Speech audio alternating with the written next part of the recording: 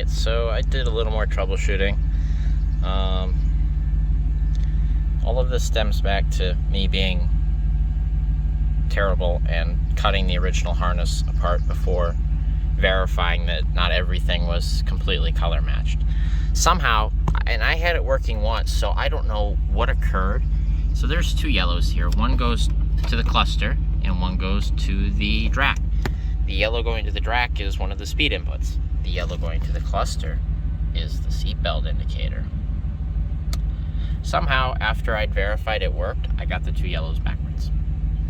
I know that because what I did is I took my splice that I had run through here. Well, because what I was going to do is I was going to run two new cables all the way up, and I'm like, oh, that's going to be such a pain to get to the firewall. What are the odds that the cable going through the firewall up to here is bad? I'm like, no way, because the only place it would have went bad is down there where it would have burned off on the motor somewhere. And so I spliced my test cables into the harness just before it went through the firewall, and guess what? It didn't work. And I'm like, great, so it has to be something I did. And just for the heck of it, and I'm like, well, the seatbelt light doesn't work, but that's because I didn't hook it up. That's another story. But sure enough, I swapped the yellow wires and it worked. So what I did is I unhacked up the wire harness, the original wires going back to the speed sensor. So I re-spliced them back at the firewall and I re-spliced them at the sensor. And I just verified they work. I'm not going to show you because I don't feel like it, but if you ever do this swap, please, please, please, please, please read all of the directions before you do it. Even though the first bit of the directions I read, and I think I'm going to try to link it. I'll have the doc linked in the description somewhere, but the first bit says all of the wires are color matched. And then I'm like, oh great, perfect. So I started snipping and then I read the rest of it. It's like, oh no, actually there's a few that aren't. Ha ha ha ha ha ha ha ha. And brown, white, and yellow are the two that I messed up. Brown, white being 12 volt to the DRAC and yellow being one of the speed inputs. Great. Anyway, it's fixed, so now I need to finish cleaning up my wires, run my DRAC through here, and I can put the dash back together because all of the wiring is now addressed. Ha, look at that. Everything's back in. I gotta scrub it all down still, but I don't have time for that. Everything still looks like it works. Radio's on. Lower's all on. Turn that all the way to frickin' cold because I don't have AC and it's 90 degrees out. This is going to be a fun ride. We're going to ignore that because I think it's fine. Yeah, freaking cool.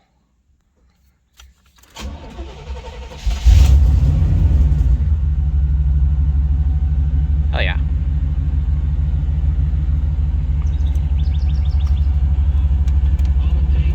Weather improved.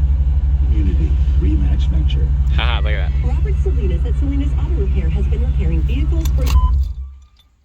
Well, this is her maiden voyage back on the road since, I want to say 2014 was the last time it was licensed. I mean, I've driven it to town to get gas now, but this is going to be its first real trip. Driving it a good hour to work. See how she does.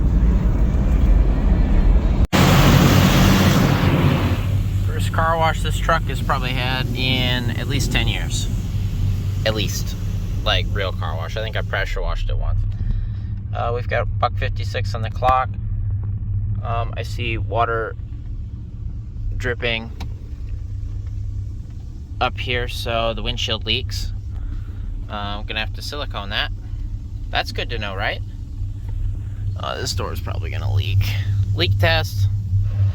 I don't trust that. The oil pressure is a little low. I got a new sending unit here. I'm gonna try. Because it doesn't tick or rattle or anything. I don't think that gauge is right. But it's above zero. What is that, like 15 or 20? What do they say, like 10 pounds of oil pressure per 1,000? And we're idling below. I think we're idling higher than that. The idle seems low when it's warm too. I think we're idling around 500, 550. So we got oil pressure. But when it's going down the road, I think it's accurate. Oh, we're leaking on the roof. Oh, love that. Well, we must be leaking right around this top seam. So what I'll do is I'll take some silicone and I'll go around it. We're running. we'll see how that does. Needs a new door seal. Really, the door's out just a little bit, but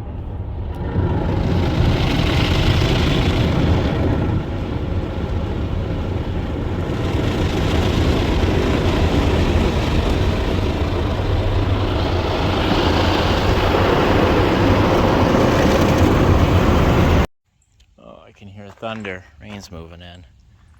The storm's about to. I'm working on a trailer now. Got the spare tires back there. I just wired up the harness into here.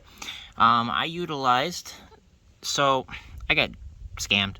This connector I bought from O'Reilly's, I didn't realize at the time, it was already missing like the mounting brackets. It has a mounting bracket that you mount horizontally, like down here or something, and you bolt it to it. Well, I didn't have that, so, well, whatever. But what I ended up doing is the spare tire holder under this truck is seized and cut and long gone.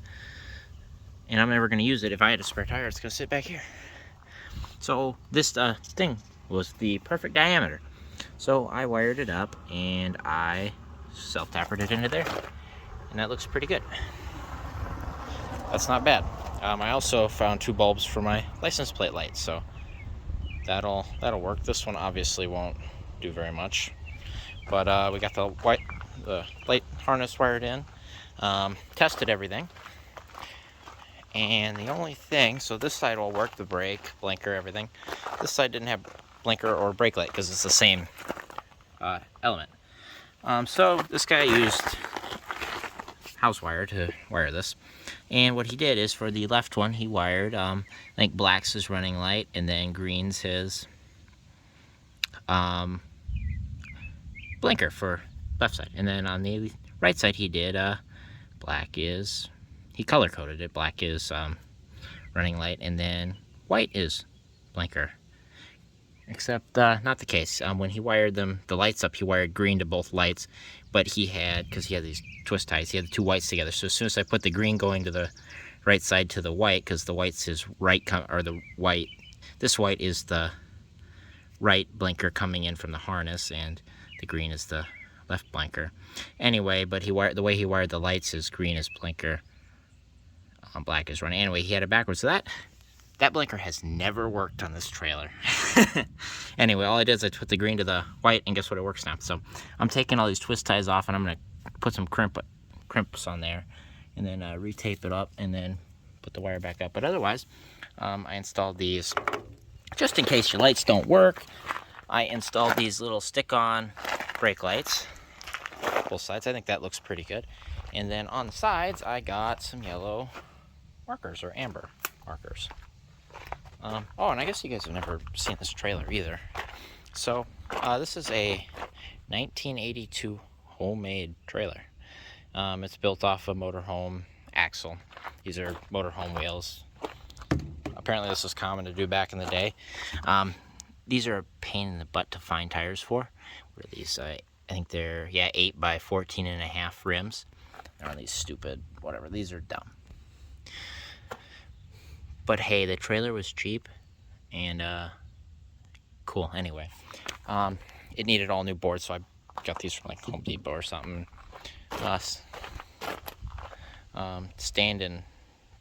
Stand all of them and cut them to length, except I missed a board, so whoops, whatever. And then I also, while the boards were off, I repainted the entire trailer. So it's got a fresh coat of paint on it. In fact, I think I did like a rust converter on the first layer, and then I primed it, and then I painted it. So it's got a couple layers of paint on it. But it's got this really nice bumper. The guy I bought it from, he bought it from another guy that actually, I'm sure, built it, or who knows. Anyway, he bought it, was planning to put it together. He didn't do that. He bought axles for it, and so he had the axles, but I was like, nah, I don't want the axles. But he didn't like this bumper. Big chrome. I like the chrome bumper. It's got to be off like a motorhome or something. I don't know, but then the frame's all custom welded. There's a couple welds up front here we had to redo, but that had cracked. But I painted the rims and everything, and I got 2 spares. What's funny is I ordered 4 tires from, I don't know, this was eBay or Amazon or wherever I bought them. I ordered 4. I ended up with 6. So I'm like, well, I got 2 spare rims. Well, actually, so I got these 4, and then naturally there was another 4 that had to go with it. Ha ha ha ha. Anyway, I ended up with 6 new tires, so I'm like, well, that'll work. So I got 2 spares, because the tires are on it were probably original to the axles when they came off a motorhome. They use these axles to haul around like not motorhomes, but trailer homes. These are trailer home axles. And the tires they put on them are meant to be like one-time use sort of thing. And the date codes on them were from the 80s and 90s. So, or probably late 80s, you know, whatever. They were very, very old tires. Now, there's a couple companies from that country that will make trailer tires of this size, because there's a niche group of people who make trailers out of these axles and stuff. And obviously somebody still needs motorhome, or not motorhome, I keep saying motorhome, mobile home tires, you know, to move mobile homes. Anyway, so I ended up with these. What are they? Nama somethings. NM 519s. You know, 16th week of 22. So that's cool. Anyway, so it's got all new wood, all new wheels. Axle, or the bearings have been greased. I've got a couple spare National bearings in boxes ready to go, but these bearings seem okay. These are the original fenders. Got the fenders bolted down to the new wood. I just gotta put the, I guess, the mud flap back on them. That's whatever. It's a through bolt, or what I'd probably do is go next to it and self-taper into it. I don't know. It doesn't have to look pretty. It's got this on here that is way too short for it, so I put this or flat lawnmower tire, and then I put that board on top of it and set it on that when I set it down. But it needs a taller jack, and then probably what's going to end up happening is there's going to be a nice winch sitting here, hopefully, or might cover some of this, or like extend this out and then put the winch up here. I don't know, because you would think you'd want it to sit a little higher. I don't know, something like that. And then got this left open for strapping and stuff. And what I need to do is weld a couple hooks right here, you know, here and over there. And I don't know, I can't really hook anything down the side here, but the center should be good. And then we've got this back here to hook to. And then I got a couple paint marks for lining up ramps and stuff, which right here, these are 9 foot long, 10,000 pound, 5,000 on each, aluminum ramps. Because this trailer, being as custom as it is, and me being in the money hole that I was already in, I was like, well, great. These are ATV ramps for the truck. They're just on here. But they have to be long to be able to get the clearance you need to get over, so they got to be long, but they also got to be heavy-ish duty. So that's what I ended up with. These are pretty light. I can lift these one hand, no problem. But they're also pretty strong. I've already loaded the O2, which is the heaviest fan I've got, and it went up at like nothing. And I think that's only like, what, 5,400 pounds, so it's about half of what this is rated for. But I think, what is it? I think this hitch is rated for 65, and then this 2-inch drop is rated for 6,000, so I am rated for 6,000 pounds, which that van is under 6,000, so we're good. What is that? Is that 6,000 pounds directly on this, or is that 6,000 pounds on the trailer? Pretty sure it's 6,000 on that. Either way, we're good. Anyway, now we got trailer lights that work. I just got to finish recrimping those, and then we're good. And all I got to do now is these ramps are going to be sitting like this into the truck on the other side, and there's going to be a stud, 2 studs hanging out that it will slide into, and then you'll wing that over it, and it will lock the ramps to the truck. Anyway, I thought that was pretty cool, because this doesn't have any place to hold ramps, and they're pretty big. But I'm going to let you guys go, because I'm about to get absolutely dunked on by this weather.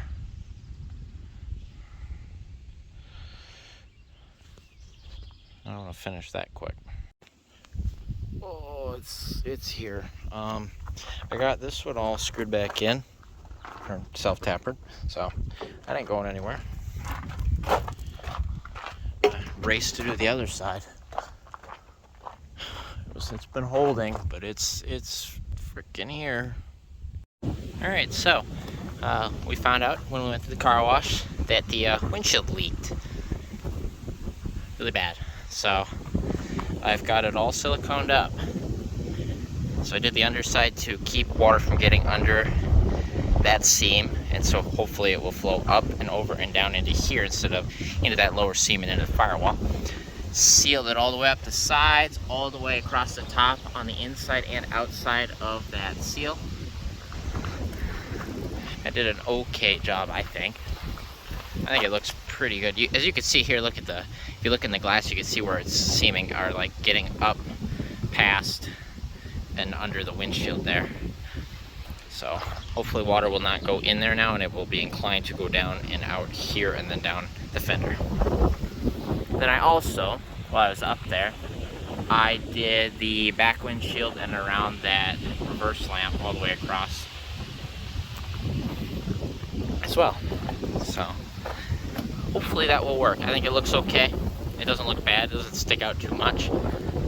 So I got these bricks holding this plastic bit down to this cures, and it'll kind of hold it in place, sort of, maybe. Probably not, but we tried. That was the big leak, because it was leaking definitely around that. But I'm preventative or something.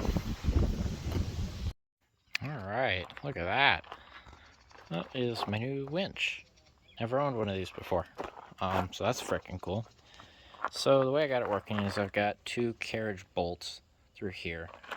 And they bolt up under the frame on this side, and I only got bolts in the frame on the other side, lock washers, nuts, washers, I don't know, whole 9 yards. And then the winch is bolted to that plate, and then all I'm waiting for is the fair lead that will mount to that to come in the mail, and then I'll have the fair lead on there. I did hook a battery to it, and it does work.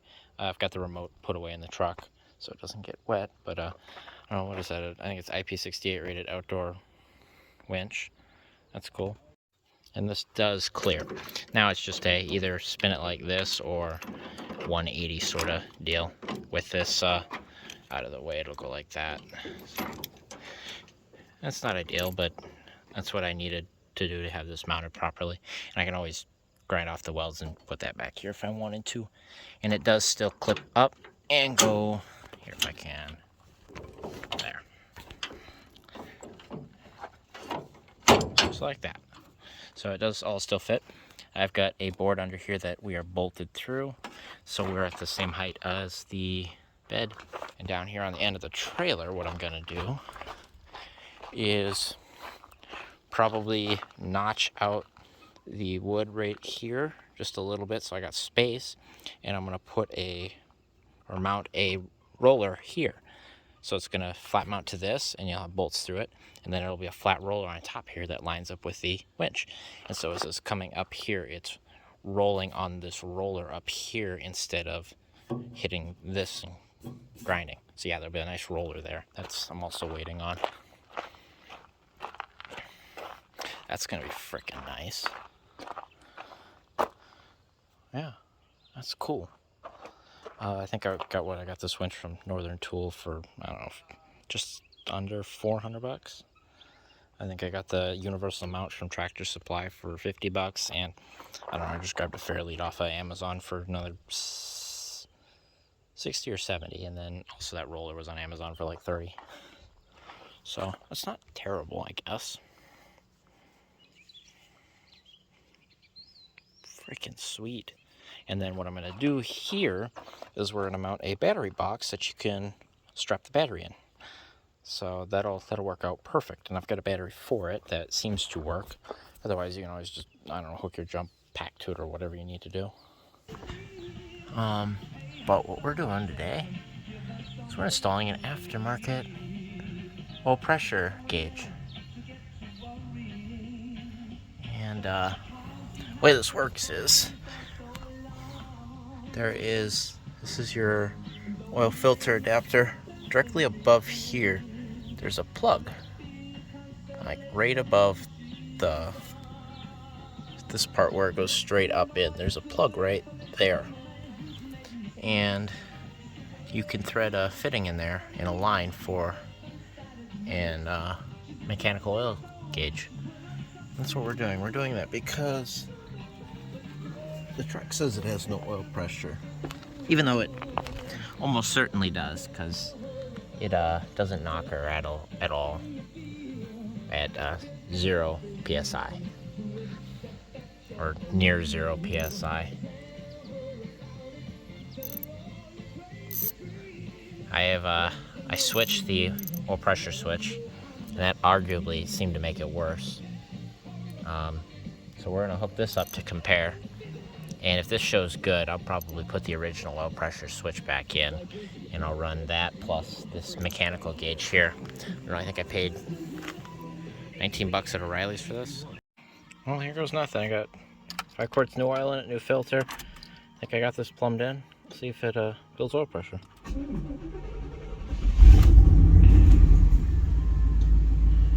Come on. Here it comes. I see oil up here, and I see oil here.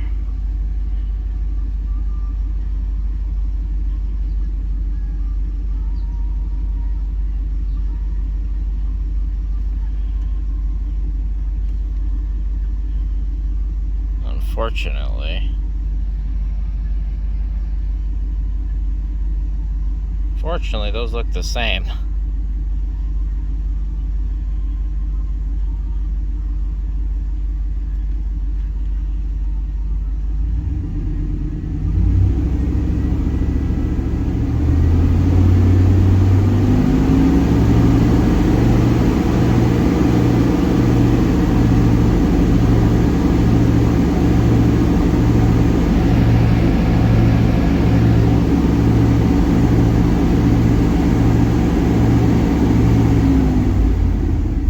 Question is, what does this do when it gets warm?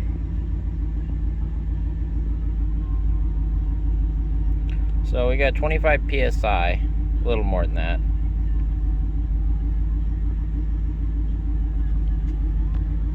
I can live with that if that stays like that, but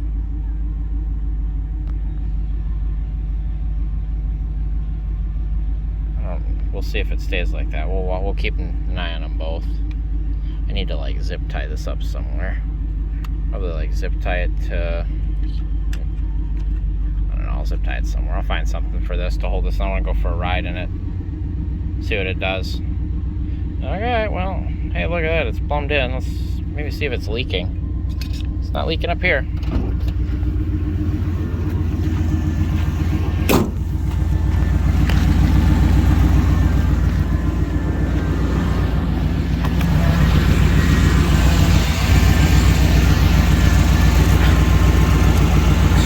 There.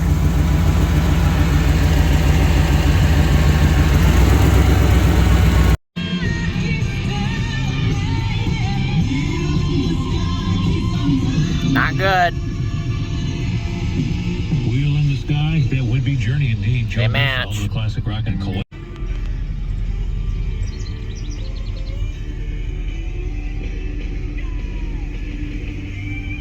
Not looking good.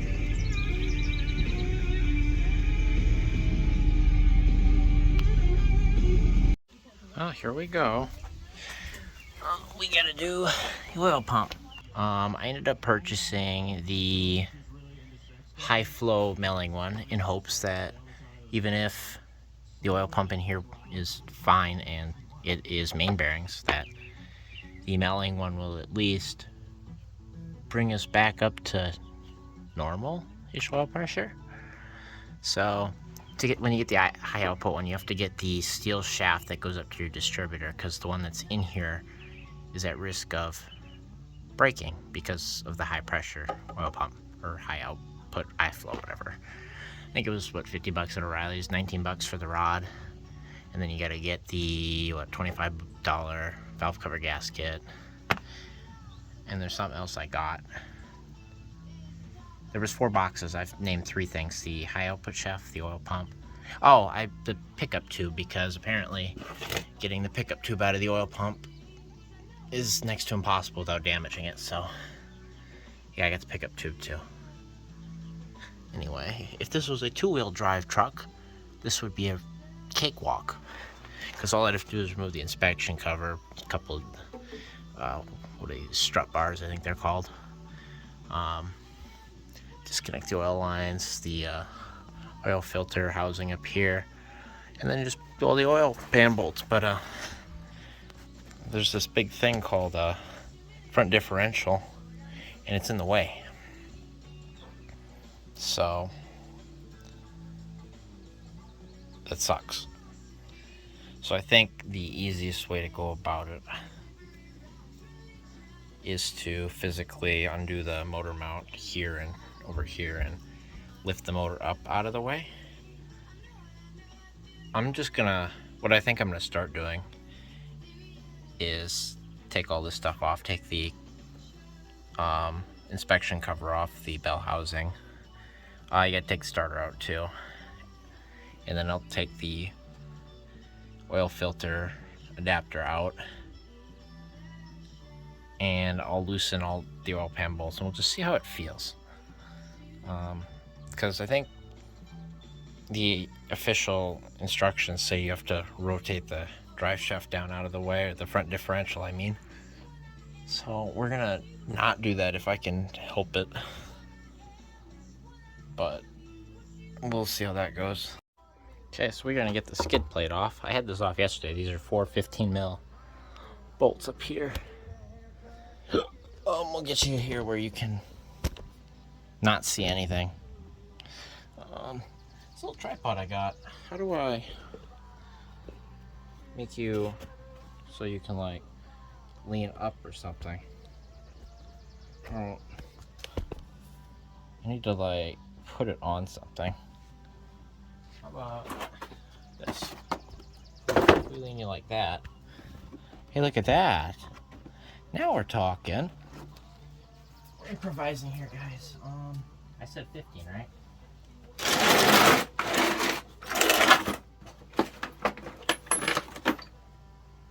Where's my... There it is. Come here. Where are you? 3/8. What's on there? 5/8? That's not right. 15 mil. Probably an extension, so I can get it. I think I used 1/2 inch yesterday, but I know they're free today, so.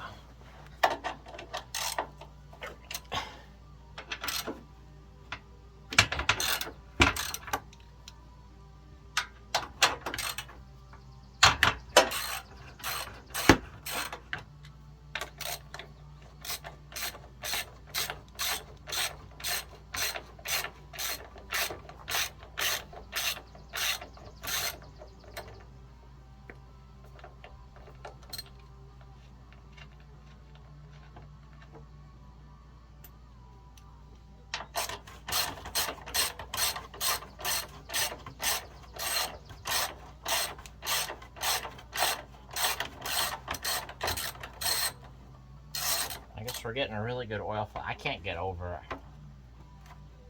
how dark that oil turned immediately.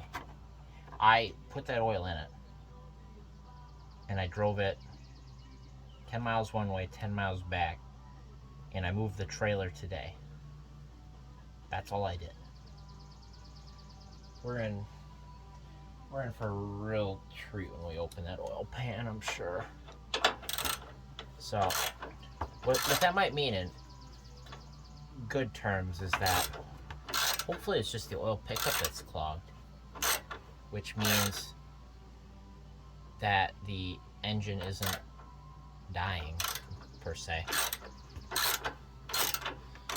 The bearings are in better shape than they are telling us they are in. Because it didn't used to be that low, and it wasn't that low up until really recently. In fact, it wasn't that low the other day. So I don't know if it's just clogging itself up, sucking up old stuff with the new oil since I've been driving it, or what. Or if I'm wiping a cam lobe or something, I don't know.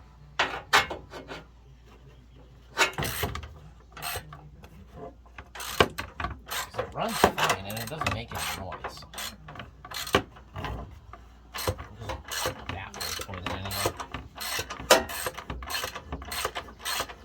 Just a recap for anybody, I don't know what order I'm doing these events in here, how it's going to look on video, but and I didn't even record it. I changed the oil pressure switch, and then I took a mechanical gauge and I plumbed in a mechanical gauge to verify that digital electronic gauge on the cluster in the brand new mechanical one, which in theory could be bad out of the box too, I guess, or something, but it reads the exact same as the brand new digital electrical, it's not digital, it's electrical oil pressure switch.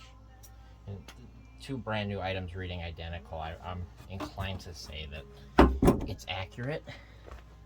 And I physically watched the oil come up the plastic nylon tubing, and it was pretty slow. If you ask me, it took a minute to get oil up those tubes, and it did not move at a decent pace. Not a pace you would think it would move at if it was making 40-50 psi. So I believe it. So now we're in here and we can see the front of everything. I do have the battery disconnected and I'm on blocks. So in theory we're ready to start digging in. Get that oil out of here, it's done dripping. Get that out of here so I don't get dirt in it.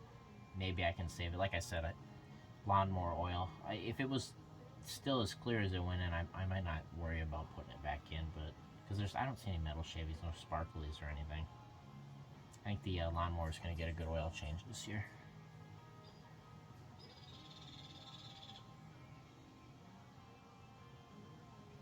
And then I'll still have leftover, I don't know.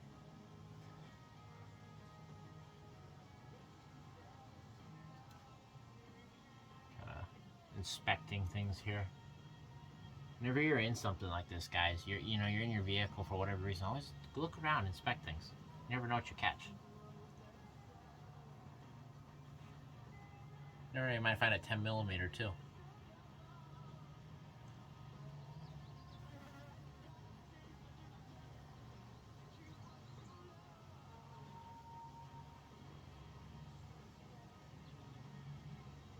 I don't even want to think about timing chain. I don't even want to think about that.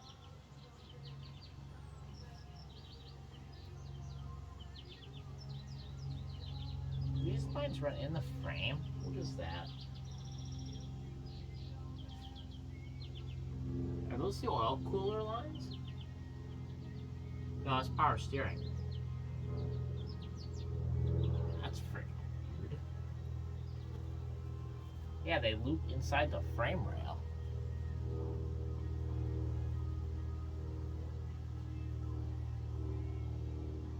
I suppose this sucks air, huh? Does that act as like a scoop and cools that line? Is that intentional? That's freaking weird. I mean, obviously it's intentional they're in there, but that's a design, all right. Huh. Pretty neat. Otherwise, none of these lines, I'm looking at all these lines. A little bit of surface rust on these two back here, but actually they're kind of rubbing here if you look at that. It wouldn't hurt to put a sleeve on them. You just you take a rubber hose and you just cut it and you slide it around. It acts as a good sleeve. Keep it from rubbing on anything else. Like this radiator hose that's got a sleeve on it, but the sleeve is slid down and it's rubbing on the frame. Stuff like this, guys, is what we're looking for. So that was rubbing there, we solved that. Wouldn't hurt to put something here to keep those from rubbing against each other.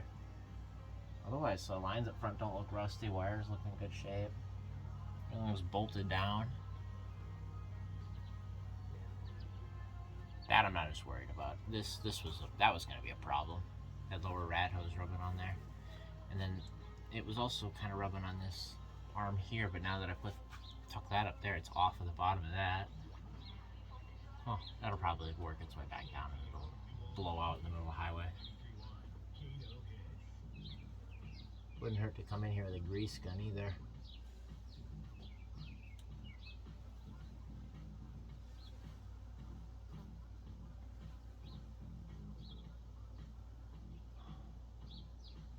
Dang it, why does this gotta be four-wheel drive? So I can get at the front motor mount no problem right here on both sides. They're both up here. I can reach them from here. Those should be easy to get out. The starter's going to come right out. That's a brand new starter. Everything else is well oiled from the oil leaks everywhere. So it shouldn't be too bad. Motor mounts look okay, surprisingly.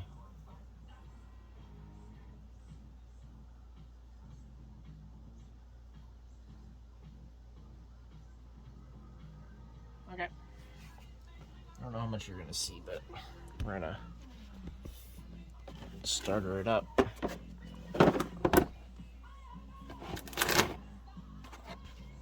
Alright, so the starter, we've got two 15mm, no, they're not 15s. These feel like 14s. Confirm? Yep, 14s. Two 14mm.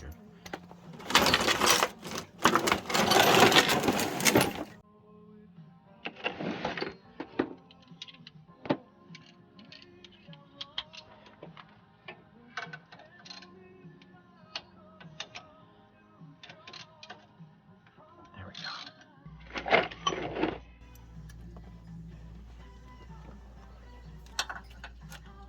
God damn.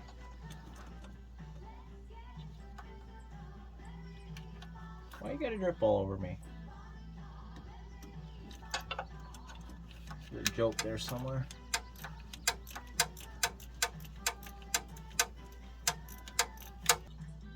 Okay, got my ground wire. Oh, where'd my left washer go? We'll put you back on the starter so we don't lose it.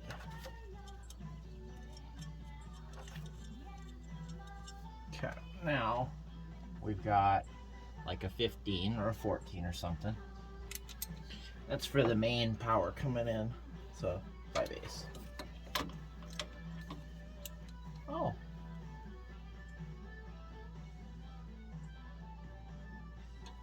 Huh. Well, that might explain the weak starting at some point. That's the trigger for the solenoid. Did the guy not crimp that right? Or at all? Wow. How did that?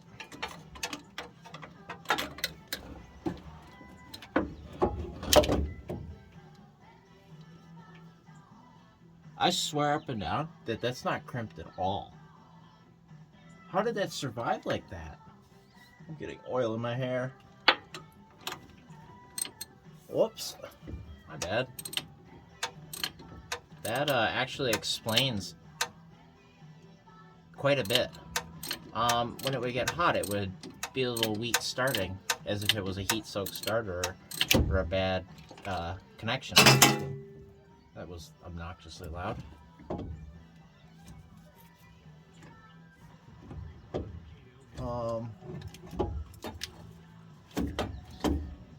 But a lack thereof, or well, I was gonna say a bad crimp or lack thereof completely would also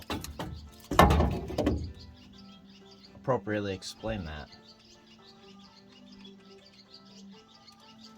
Alright, motor mount bolts are out. Driver's side sucks. So we got this sketchy block of wood on the harmonic balancer, and we've got the fan shroud off. There's 2 bolts, or yeah, 2 10mm bolts on either side, then 4 on top, and that comes out. You need that out, otherwise your fan will hit your shot and break it. It should come up now. We'll see. Let's see how sketchy this shit's gonna be. Come on, go out of the motor mount. Alright, I'm gonna let you guys go. I'm lifting the motor, guys. So that's what we're doing here. Hopefully. What a pain in the ass. You know, the exhaust is off.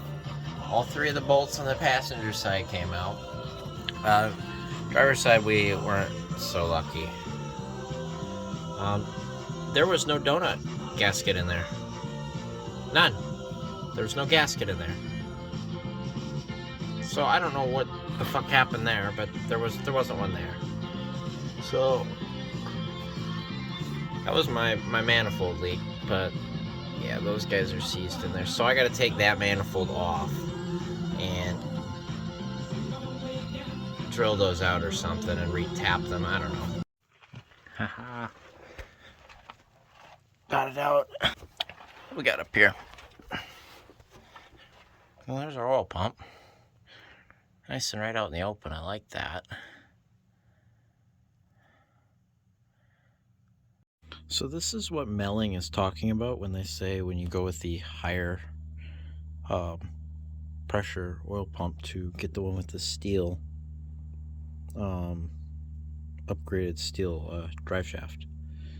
I was taking it out and that shattered into like 4 or 5 pieces. That's if it was really held together at all. It looks kind of fresh break, but there was nothing there. That was brittle as it can be. That was a time bomb, I think. Oil pump's out. Pretty easy, just one. Was that a 15mm? Or no, it was a 5/8. It was a 5/8. You know what I thought was dumb? The gasket went around the oil dipstick. You know how hard that was to get out? That was such a pain in the ass. So I've been looking here. I can see cross-hatching and stuff in the cylinder walls that I can see, which is good.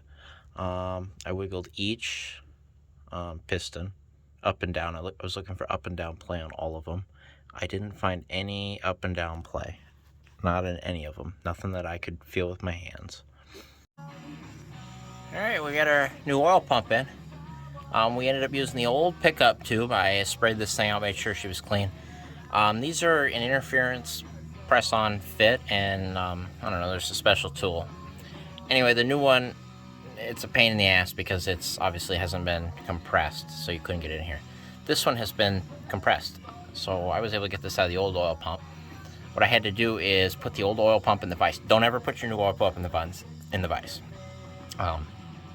Probably not good. Don't smack on your new oil pump either. You also don't do this while it's on the vehicle. But I ended up taking this one off. I put it in the vise, I heated this up, and I was able to take a channel locks and grab right here and kind of get it to twist. Once I got it to twist, I grabbed here and twisted while putting a light pressure that way. Obviously you don't want to bend this or anything. And before I did that, I punched a mark here, or 3 marks, so I knew where to put it on the new pump.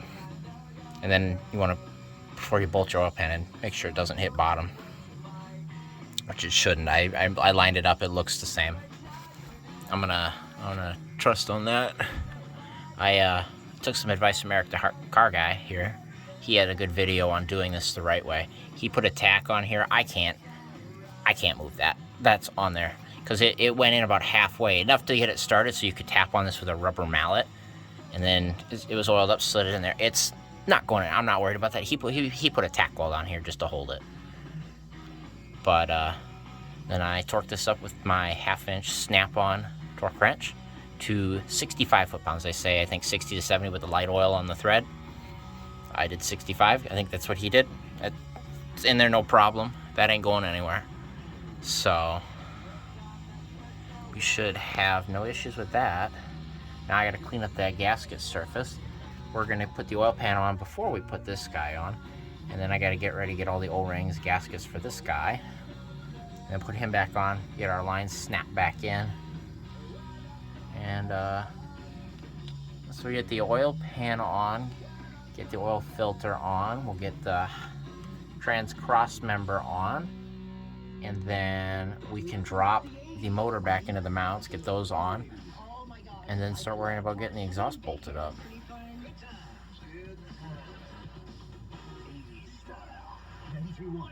Okay.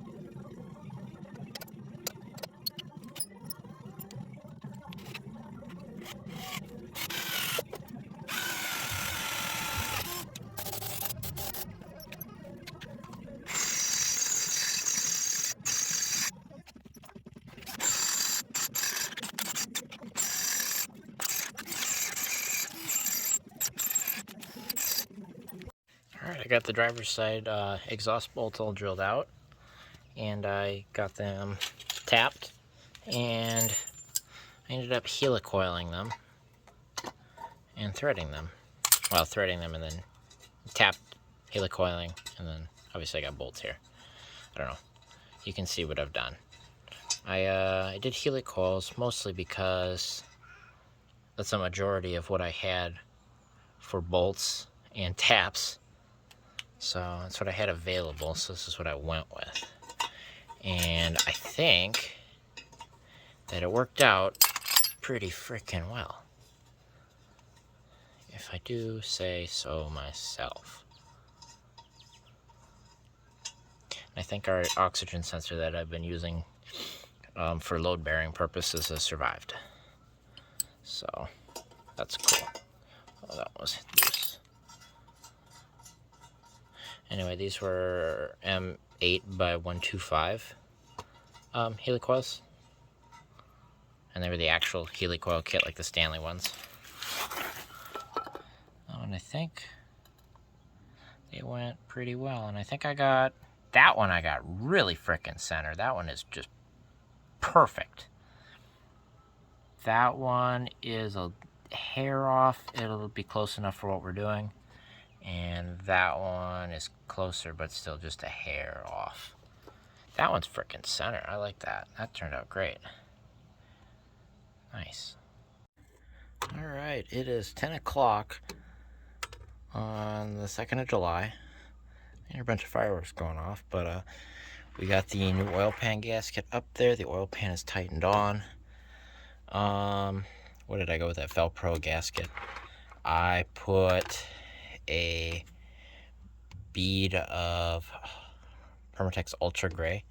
I made sure to put a blob in each of these two back corners where the what is it, I don't know, the two sections of the block meet.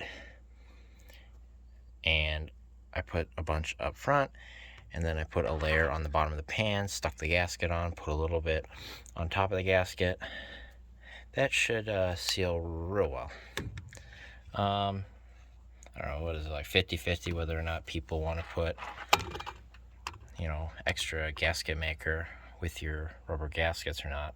Usually I'm pretty conservative on doing that, that I hate having to be the next guy that scrapes it off, but I have a feeling that the next time this pan comes off, this motor will not be in the truck. Knock on wood. And hopefully in a good way, not on the truck. I don't know. I don't know what that means, I guess. A long time from now is what we're hoping. But yeah, it's RTV'd. I'm hoping that this oil leak up here that was down here and filled the hole everywhere here between the transmission and the engine, I'm hoping it was the seal right here. It didn't look like it was sealed very well, so I'm hoping that might at least slow some of it down. Other than that, I just got the oil filter housing up with new gasket and O-ring, and I've got the two lines clipped back in. How I was able to get those to clip back in is, get them started, and then grab up here in front of the differential where the fittings are. You can get a better grip, and you could push, and I was able to get those to clip in. Manifolds are all in. Motor's dropped on the mounts. Exhaust is done. Starter's bolted up. We're done. Putting oil in it now. Then I'm gonna prime the oil pump, make sure I get oil pressure, and then I'm gonna start it. Okay, so here's how I primed. We just got oil pressure, and I saw good oil pressure, guys. Spoiler alert. I primed it. I pulled the injector plugs off so we wouldn't get fuel. And then I just kind of cranked on a little bit here, a little bit there, until it started building pressure. Obviously, I wouldn't do that for a fresh build ever. I mean, the crank's got plenty of oil on it. The cam's got plenty of oil on it everywhere still. I just dropped the oil 2 days ago. A fresh build, you definitely want to take your distributor off, or obviously don't even have it on before you prime it. You know what I mean? Don't put it on until you're done priming it. And then you spin it with a driver. I lost my wing nut, finally. Like an idiot.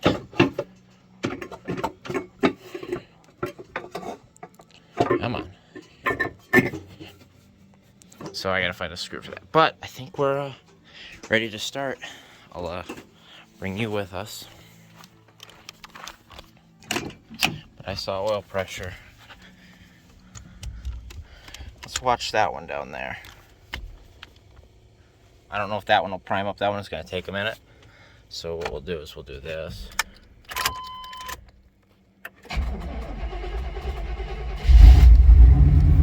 Look at that. And then, yep, over 50 there. That oil pump was bad, because I believe this high velocity, high pressure oil pump is supposed to read about 70 cold, and it's 60 something. So I think that oil pump genuinely quit on us. That's reading about the same. Look at that, guys. We got it. It was the oil pump. That's insane.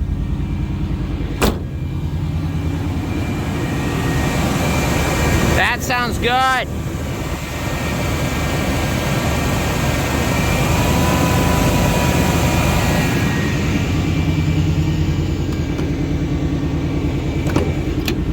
Holy crap, look at that oil pressure. I gotta wire in a light for that.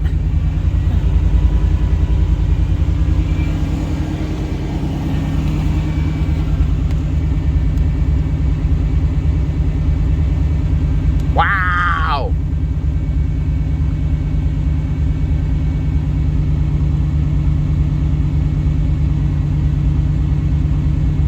Okay, maybe I could have just went with a regular one. I was worried the motor was hurt. Motor's not hurt, guys. Well, I've let it warm it up while I cleaned up around, got ready, and now at hot idle, she's sitting at 40 psi oil pressure. This guy says closer to 50. As soon as we're moving again, it came right off of, what, 25, and it's immediately above 40. 25 and 40, I can work with that. Alright, so I've been driving it for a good 25 minutes. Actually, I want to say more like 30, 35. I don't remember what the mileage is before, but that's what it is now.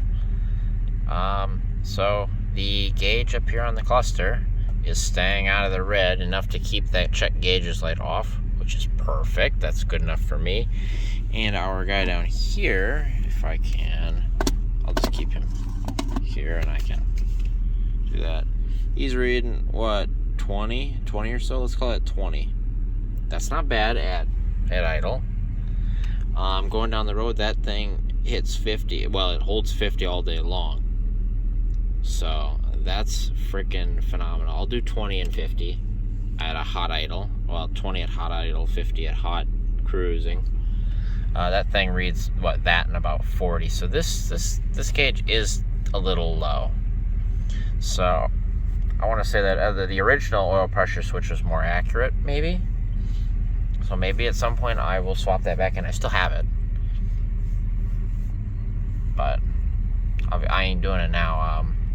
I need the truck for tomorrow, and we're a go. I think we're good. I got to do a couple little things here and there. I got to scrub the inside of the windshield and the windows and all that, and I got to mount this guy down here somewhere. I'll figure that out. Might end up here too. I don't know. We'll see. But I got to mount him.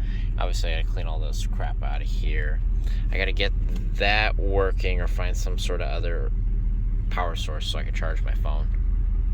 Otherwise, I think we're good. I'm gonna go around, look for leaks, check for anything abnormal after driving, check transmission fluid since I've been driving it. Then I'm gonna call it a night. It's 2 o'clock, so I'm gonna go to bed and get a good night's sleep.